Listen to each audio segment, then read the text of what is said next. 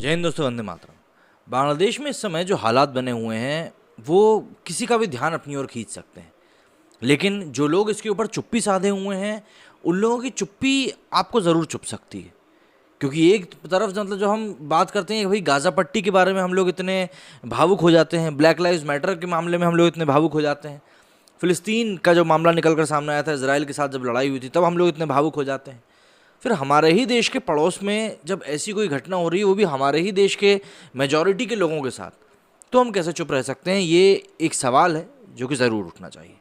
क्योंकि कई सारे लिबरल्स जो कि अक्सर वैश्विक मुद्दों के ऊपर कुछ इस तरीके से बोलते हैं जैसे कि भारत से बुरा कोई देश ही नहीं है, वो लोग भी इस मुद्दे पर चुप हैं। और ये मुद्दा कोई ऐसा नहीं है कि आप आज एक ही दिन में पैदा हो गया। भाई दुर्गा पंडालों के साथ बांग्लादेश में क्या हुआ ये सभी हमने देखा। चलिए ठीक है, उस समय एक बात निकल कर सामने आई थी कि भाई अफवाह के कारण ये सब हुआ। आज इस्कॉन में क्या हुआ उसके बारे में कौन क्या कहने वाला है? मतलब खबरें तो बहुत ही खराब खराब निकल कर सामने आ रही हैं, लेकिन हम लोग सिर्फ इस्कॉन टेम्पल के बारे में बात कर रहे हैं। इस्कॉन टेम्पल में मतलब पूरा मंदिर तहस नहस कर दिया गया। वहाँ पर एक भीड़ आई, भीड़ का नाम आप सभी जानते हैं।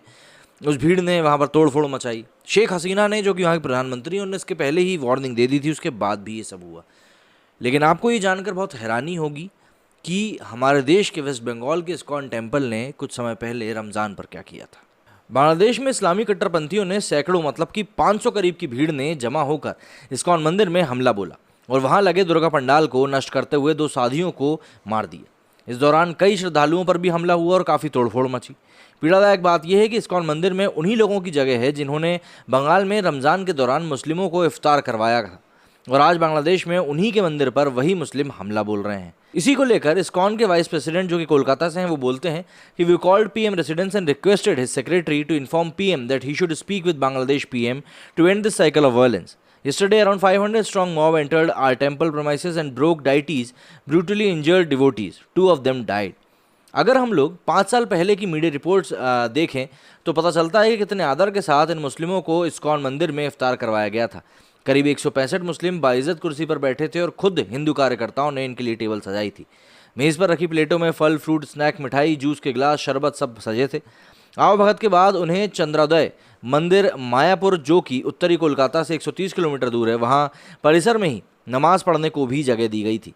मुस्लिम नेता सैफुल इस्लाम ने इतना आदर सम्मान पाकर कहा था कि हरे कृष्णा समूह द्वारा इतनी इज्जत पाकर स्थानीय मुस्लिम हैरान हैं और इस चीज़ ने उनके दिलों में घर कर लिया है। उस समय की रिपोर्ट के अनुसार सैफुल ने कहा था कि हमने कभी ऐसे इफ्तार के बारे में नहीं सुना था जिसे गैर मुस्लिमों द्वारा आयोजित किया जाए। आस पड़ोस के मुस्लिमों की प्रतिक्रिया बहुत भावपूर्ण थी कि 160 मुस्लिम मंदिर में आए, जबकि मंदिर को लग रहा था कि बस 75 लोग ही वहां पर आएंगे। मुस्लिम व्यापारी रेजुल शेख ने भी कहा था कि यह बर्ताव उल्लेखनीय है क्योंकि पूर्वी भारत में धार्मिक रूप से संवेदनशील क्षेत्र में ऐसा कभी नहीं हुआ। कई बार कुछ गैर मुस्लिम इफ्तारी को अपना मुस्लिम दोस्तों, पड़ोसियों और मस्जिदों में भेजते थे, लेकिन ऐसा आयोजन कभी नहीं किया जाता था जैसा इस्कॉन ने किया। शेख ने यह जानकारी भी दी कि इस्कॉन मंदिर के बीच परिसर में यह आयोजन हुआ था। वहीं इस्कॉन के तत्कालीन जनसंपर्क अधिकारी ने कहा था कि उनके द्वारा यह आयोजन इस्कॉन की 50वीं सालगिरह पर आयोजित हुआ। दास ने इस दौरान अपनी मंदिरों को अन्य हिंदू मंदिरों से अलग दिखाते हुए कहा था कि जहां कई हिंदू मंदिरों में मुस्लिमों का प्रवेश वर्जित है, वहीं इस्कॉन में उन्हें फ्री एक्सेस है। दास ने बताया था कि कई मुस्लिमों द्वारा की दैनिक गतिविधियों में पार्ट लेते हैं और ज़रूरी सामान पहुंचाते हैं। उसमें कई को निर्माण के लिए काम दिया जाता है और बाकियों को वो काम दिए जाते हैं जिसमें वो निपुण होते हैं। साल 2016 की इस रिपोर्ट में अधिकारी ने कहा था कि हम अपनी 50वीं सालगिरह पर मुस्लिमों के लिए अच्छा व्यवहार चाहते हैं। इसके लिए इफ्तार आयोजन से बेहतर कुछ और नहीं हो सकता। यूसीए न्यूज़ के मुताबिक कई लोगों ने इस आयोजन की सराहना करी थी। सरयू कुंड राम जानकी मंदिर के पुरोहित ने भी इस कदम की तारीफ करी थी और आशा जताई थी कि इससे सांप्रदायिक सौहार्द बढ़ेगा।